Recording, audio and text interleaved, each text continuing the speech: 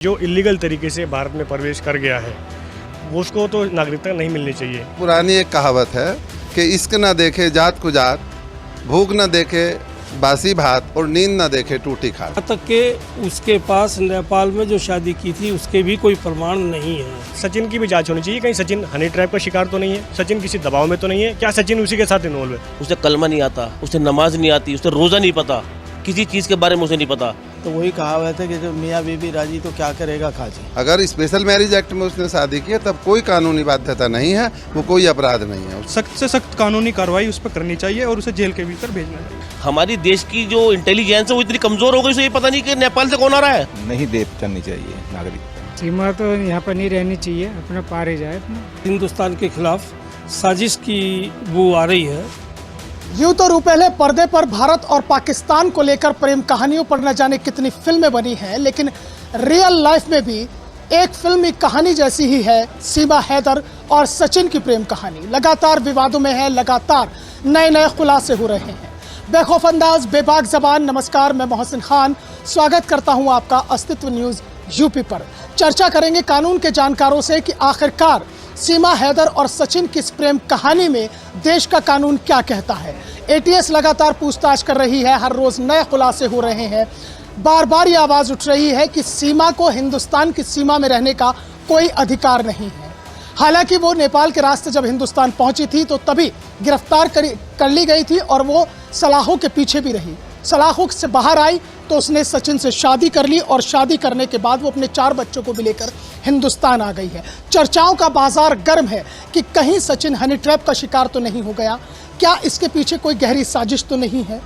और अगर सीमा हैदर की प्रेम कहानी सच्ची है तो फिर सचिन खामोश क्यों रह जाता है। मीडिया के सामने लगातार सीमा हैदर लगातार बोल रही है, नार्को की बात भी उठ रही है, लेकिन हम सीधा कानून के जानकारों से बात करेंगे कि आखिरकार कानूनी पहलू क्या कहता है। आपसे मैं शुरुआत करता हूं सीमा हैदर और सचिन का जो इन दिनों मामला बड़ा सुर्खियों में चल रहा है, उसमें देश का कानून क्या कहता है, कानूनी पहलू क्या है। क्या सीमा हैदर सीमा जो है हिंदुस्तान की उसमें रह सकती है? मैं बहुत ज़्यादा कानून की बात तो नहीं कर सकता, मैं कानूनविद नहीं हूँ, लेकिन इतना ज़रूर कह सकता हूँ समाजशास्त्री होने के नाते कि समाज में ये घटनाएं हिंदुस्तान में भी बहुत हो रही हैं जो पहले से ट्रेडिशनल सोसाइटी कहा जाता, परंपरागत समाज कहा जाता था, जिसके कुछ नियम थे, लेकिन उसे हटा करके उसके परे जा करके सब हो रहे हैं।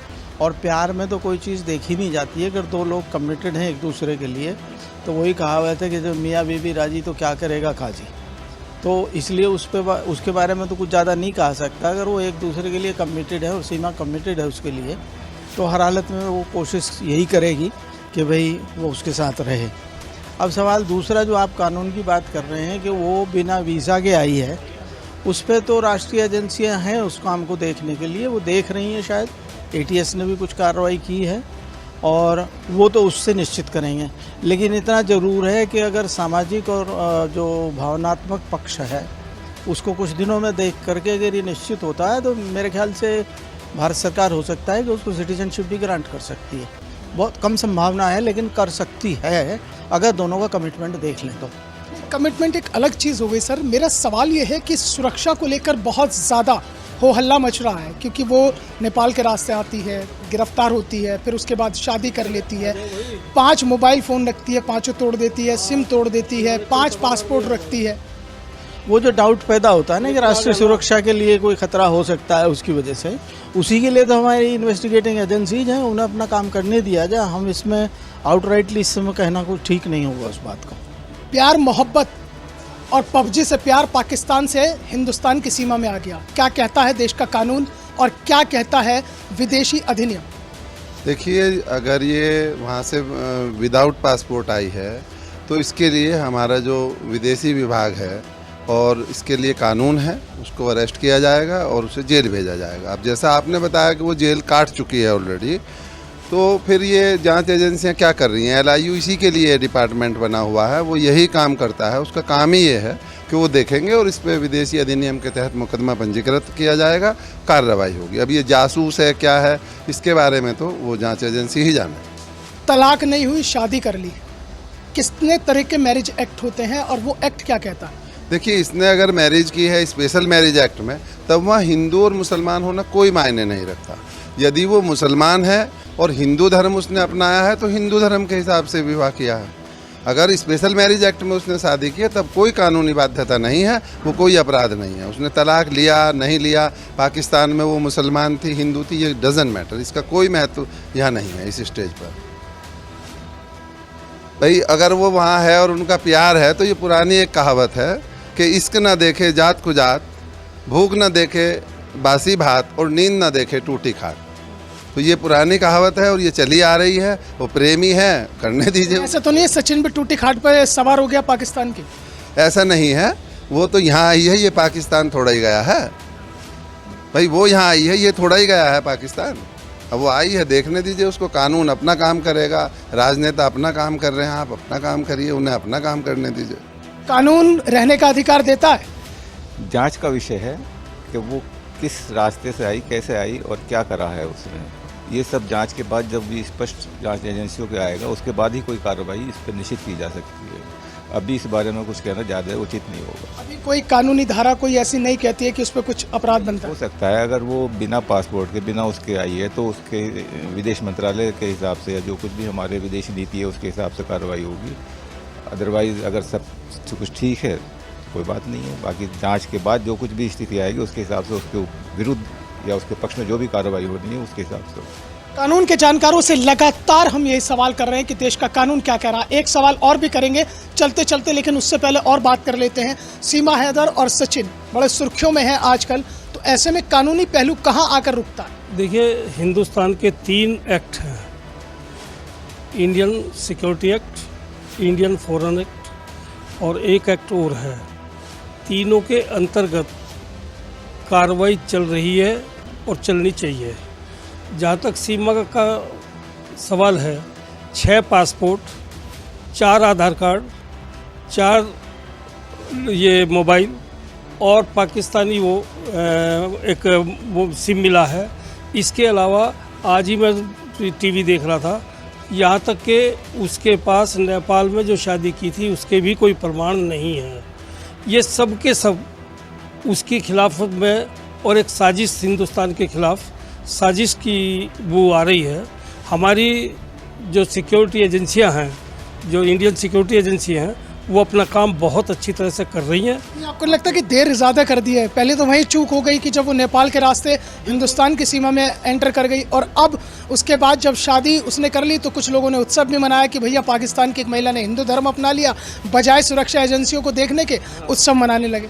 बिल्कुल आप ठीक कह रहे हैं, लेकिन ये भी तो सुरक्षा एजेंसियों ने निकाला है उसका कि 6 पासपोर्ट और 4 आधार कार्ड मिले हैं। ये सुरक्षा एजेंसी ने आज हिंदुस्तान के किस आदमी ने निकाला? इसके अलावा बिल्कुल डेफिनेटली वो संदिग्ध है। बाकी अब सुरक्षा एजेंसी अपना काम बहुत अच्छी तरह से कर रही है। दूध का दूध और पानी का पानी हो जाएगा।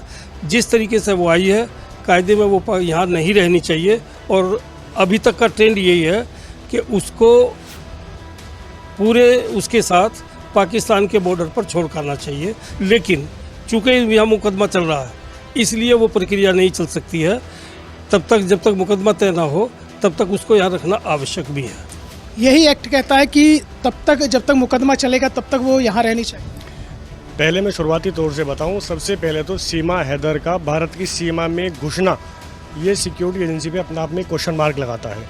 एक तरफ हम कहते हैं कि हमारी बॉर्डर की सिक्योरिटी इतनी मजबूत है कि कोई परिंदा भी पर नहीं मार सकता। दूसरी तरफ ये स्थिति आ गई है कि सीमा हैदर अपने बच्चों को लेकर के भारतीय सीमा में प्रवेश कर जाती है, 2 बॉर्डर क्रॉस कर जाती है, आके शादी कर लेती है। सिक्योरिटी एजेंसीज ने बड़ी देरी से अपनी कार्रवाई जो है शुरू करी है। बहरहाल देर आए दुरुस्त आए, कार्रवाई शुरू हो गई है।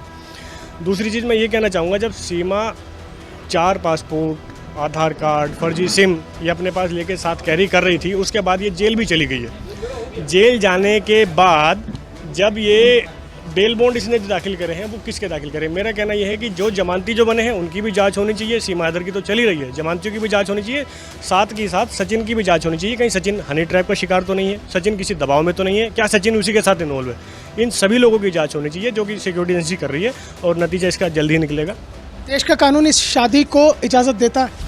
देश का कानून स्पेशल मैरिज एक्ट अगर इसने करी है, जैसे वकील साहब ने भी बता दिया, स्पेशल मैरिज एक्ट जो कानून है उसमें हिंदू और मुस्लिम दो अलग अलग धर्म या समुदाय का होना प्रतिबंधित नहीं करता है। अगर स्पेशल मैरिज एक्ट के अलावा इसने नॉर्मली नोटरी पर शादी कर ली है या अलग से फेरे ले लिए किसी मंदिर में जा कर के, वो इलीगल है। लेकिन अगर स्पेशल मैरिज एक्ट में शादी करी है वो तो लीगल है। और रही बात इसकी इंडिया में रहने की, इंडिया में इसे रहने की परमिशन इसलिए नहीं मिल सकती है क्योंकि ये इलीगल तरीके से इंडिया में आई है और ये सलाखों के पीछे जाएगी, पाकिस्तान नहीं जाएगी, पहले सलाखों के पीछे जाएगी, सारी चीज़ें क्लियर होंगी। आने का उद्देश्य क्या था 4 बच्चों को लेकर के, पबजी वाला प्यार, ये वीर ज़ारा की कोई कहानी नहीं है, ये पिक्चर की कोई कहानी नहीं है, ये भारत की सुरक्षा को लेकर के हमें देखना पड़ेगा कि ये घुसी है बॉर्डर से, और बॉर्डर से घुसने के बाद इसने पीछे क्या करके आई है, आगे इसका करने का क्या मोटिव है, ये सब कुछ हमें देखना पड़ेगा। ये कह रहे हैं, बिल्कुल सही कह रहे हैं जी। जैसे हमारे वरिष्ठ अधिवक्तागण यहाँ पर खड़े हैं, इन्होंने सब कुछ कानून की महत्व वाली बातें तो सब बताई दी हैं। और गलती हुआ है क्योंकि सीमा हैदर बिना वीज़ा के नेपाल के रास्ते से पहले दुबई गई पाकिस्तान से, फिर नेपाल गई और नेपाल के रास्ते से भारत में आई है। नहीं तो सीधे सीधे वीज़ा लेती और वीज़ा लेकर यहाँ पे आती और यहाँ पे आकर भारत की नागरिकता मांगती। लेकिन उसने ऐसा कहीं कुछ नहीं किया और सीधा सीधा इतनी इंटेलिजेंट वो बताती है कि मैं 5वीं पास हूँ, लेकिन इंटेलिजेंट तरीके से वो बात कर, फर्राटेदार इंग्लिश भी बोलती है, कंप्यूटर चलाती है, उर्दू का इस्तेमाल नहीं कर रही है। बिल्कुल। तो आप देखिए ना, आप सब, भारत कोई ऐसा मूर्ख देश तो है नहीं, सब बुद्धिमान रहते हैं यहाँ पे, आप सब देख रहे हैं, सब देख सकते हैं। तो बहुत गलत उसका वो है और राष्ट्रीय जो जांच एजेंसियां हैं उनको सख्त से सख्त कानूनी कार्रवाई उस पर करनी चाहिए और उसे जेल के भीतर भेजना चाहिए। आज एक सीमा आई है, कल और आ जाएगी अगर कानून अपना काम नहीं करेगा। बिल्कुल बिल्कुल, अगर हमारी एजेंसी ऐसे काम करती रही जैसे कर रही है, सीमा का मैटर है, तो बिल्कुल आगे भी ऐसे ही लगातार जारी रहेगा। शादी के बारे में मैं बताना चाह रहा हूँ, अगर जैसे ये वहाँ पर मुस्लिम थी, नेपाल में शादी होना बताती है, अगर उससे पहले उसने हिंदू धर्म स्वीकार कर लिया है तो स्पेशल मैरिज एक्ट या कहीं लागू नहीं होता। दोनों हिंदू हो गए और हिंदू मैरिज एक्ट के अनुसार ये शादी सही है अगर पहले कर लिया। और अगर शादी पहले की और हिंदू धर्म बाद में किया तो वो इनवैलिड है। अब मेरा सवाल सीधा सीधा है, बिल्कुल क्लियर, सीमा को हिंदुस्तान की सीमा में रहने का अधिकार है या नहीं? क्या देश का कानून उसे नागरिकता का अधिकार देगा या नहीं? ये देगा या नहीं ये तो अलग बात है, लेकिन वो इलीगल तरीके से है, इसलिए इस कंडीशन में नहीं मिलना चाहिए उसे अधिकार। वो वापस जाए और शादी करे, तब वो नागरिकता ले, वीज़ा ले, तब यहाँ आए, तब वो रह सकती है। अदरवाइज शादी तो उसने कर ली, शादी इनवैलिड है अभी। वो पहले जब तक उसका तलाक नहीं हुआ दूसरी शादी इनवैलिड है, और तो इसलिए यहाँ रहने का उसका अधिकार नहीं है। नागरिकता का अधिकार देश का कानून, नागरिकता अगर सरकार इस पर विचार करे तो दे सकती है, पर इसका जो एक्ट है वो संदिग्ध है, इसलिए मेरी राय में उसको नागरिकता शायद ही मिल पाए। नागरिकता और देश का कानून नहीं दे करनी चाहिए नागरिकता।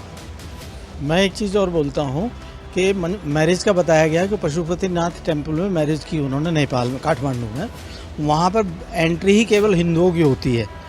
परिस्थिति ये कहती है इस हिसाब से कि इसका मतलब वो हिंदू पहले बन चुकी है, उसके बाद उसने वहाँ मंदिर में शादी की है, क्योंकि वहाँ गैर हिंदू की एंट्री नहीं है। और अब रही नागरिकता की बात, अगर ये अपनी जगह मुकम्मल दोनों रहते हैं तो ये तो एजेंसीज़ की जांच के बाद पता लगेगा। अगर उसने कोई क्राइम वाकई किया है या वो इंटेलिजेंस एजेंसीज़ के अगेंस्ट कुछ करने आई है हिंदुस्तान की, वो भी जाहिर हो जाएगा। वो जाहिर हो गया तो उसको निष्कासित निश्चित रूप से किया जाना चाहिए और होगा, कानून है उसके लिए निष्कासित करने के लिए।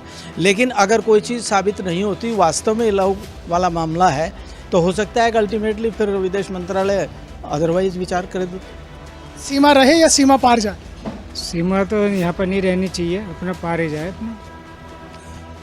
असलियत में ये डिपेंड करेगा जो हमारी सिक्योरिटी एजेंसियाँ जो इन्वेस्टिगेशन कर रही हैं उनके रिजल्ट पर। जो सिटीजनशिप एक्ट है उसका तो ये कहना है कि जो इलीगल तरीके से भारत में प्रवेश कर गया है वो उसको तो नागरिकता नहीं मिलनी चाहिए। इसने जो कृत्य किया है अपना, वो इलीगल तरीके से भारत में घुसी, ऐसे नागरिकता नहीं मिलेगी। दूसरी चीज़, ये पाकिस्तान भी तब जाए पहले सारी चीज़ें क्लियर हों, जेल में जाएं। सारी सुरक्षा एजेंसी जो अपनी जांच कर रही हैं वो जांच में अगर ये क्लियर पाई जाती है कि सिर्फ इसका उद्देश्य इससे शादी करने का ही था तो ये पाकिस्तान जा सकती है। इसका मोटिव अगर कुछ और निकला, भारत को नुकसान पहुँचाने का निकला, कुछ भी अगर इसने कुछ भारत को नुकसान पहुंचाने की अपने दिमाग में फीडिंग कर रखी होगी, तो उसके बाद जांच एजेंसी अगर ये पाएंगी दोषी से तो ये सलाखों के पीछे जाएगी, पाकिस्तान भी नहीं जाएगी। कहाँ जाए सीमा? ये सीमा पार जाए या सीमा हिंदुस्तान की सीमा में रहे? सबसे पहली चीज़ तो ये है कि किसी भी धर्म के बारे में फंडामेंटल बेसिक जो है वो होना चाहिए। वो कह रहे हैं पाकिस्तान से सीमा आई है, मोमडन है, उसे कलमा नहीं आता, उसे नमाज नहीं आती, उसे रोज़ा नहीं पता, किसी चीज़ के बारे में उसे नहीं पता। ये इंटेलिजेंस देखेगी, जांच करेगी कि वो है कौन। उस बंदी को ये भी नहीं आता कि जिस धर्म से वो आ रही है उसका कलमा नहीं आता होता है, नमाज में क्या पढ़ा जाता है क्या नहीं, फजर में कितने फ़र्ज होते हैं, जोहर में कितने होते हैं, असर में कितने होते हैं, मगरिब में क्या होता है, वो मुस्लिम है भी या नहीं। पाकिस्तान ने किसी साजिश के तहत तो नहीं भेजा उसे। साड़ी बांधना वो इतनी अच्छी तरह से जानती है कि कोई हिंदू नहीं बांध सकती साड़ी। डांस इतनी अच्छी तरीके से करती है कि मुस्लिम नहीं कर सकता। ये सब चीज़ें जांच का विषय है। मतलब अब तो ये भी संशय खड़ा हो गया कि सीमा मुसलमान है भी या नहीं है। पाकिस्तान की साजिश है इसमें, पाकिस्तान की भूल लग रही है हमें पूरी, क्योंकि वो हमारा जो पड़ोसी मुल्क है वो कुछ ना कुछ हथकंडे अपनाता रहता है हमारे मुल्क के लिए। नई नई चीज़ें वो अकेली सीमा नहीं आई है, उसके साथ जो आए वो भी तो जासूसी हैं। 4 बच्चे क्यों, उसके साथ ही तो आए वो। देखिए ऐसा है, ज़रूरी नहीं है कि आप बड़ा ही हेलीकॉप्टर भेजो, छोटा सा भेज दो, वो जाँच करने के लिए छुट्टी, पता लग जाएगा वो कौन है क्या है। और दूसरी बात, हमारी देश की जो इंटेलिजेंस है वो इतनी कमज़ोर हो गई, उसे ये पता नहीं कि नेपाल से कौन आ रहा है। इंटेलिजेंस पे उंगली उठा रहा हूँ मैं सीधी सीधी, देश की सुरक्षा पे उंगली उठा रहा हूँ मैं सीधी सीधी। इतनी कमज़ोर हो चुकी है। आप करोड़ों रुपए इंटेलिजेंस पर खर्च करते हैं, आप देश की सुरक्षा पर खर्च करते हैं, आपको ये नहीं पता कि विदेश से कौन आ रहा है। क्यों नहीं आपके पास भी हो रहा? सरकार कहाँ से हो रही है, विदेश मंत्रालय कहाँ से हो रहा है, डिफेंस कहाँ से हो रहा है। ये कमजोरी है सरकार की, विफलता है सरकार की। तो कुल मिलाकर सचिन और सीमा की प्रेम कहानी चर्चाओं में है और उन चर्चाओं से सुर्खियां ये बन रही हैं कि क्या सीमा मुस्लिम भी है या नहीं है, क्योंकि वो न तो कलमा जानती है, न नमाज जानती है, न वो मुस्लिम धर्म की उन चीज़ों को जानती है जिन चीज़ों को पूरा किया जाना चाहिए। लेकिन कानून के जानकार इतना ज़रूर मानते हैं कि सुरक्षा एजेंसियों को जांच तह तक करनी चाहिए और जहां तक बात सीमा के हिंदुस्तान की सीमा में रहने का है तो उसमें सिटीजनशिप एक्ट जो है उसका पालन होना चाहिए। अगर वो गैर कानूनी तरीके से हिंदुस्तान की सीमा में प्रवेश कर आई है तो उसके खिलाफ यहाँ पर मुकदमा चलना चाहिए और जब तक मुकदमा चले तब तक उसे हिंदुस्तान में ही रहना होगा ताकि सारी चीज़ें क्लियर हो सके, दूध का दूध और पानी का पानी हो सके। यानी कि कानून के जानकारों में इतना तो निकल कर लब्बो लुआब सामने आ चुका है कि सीमा ने जो कुछ किया है वो वाकई संदेह के घेरे में है और इसमें जांच निष्पक्ष रूप से होनी चाहिए।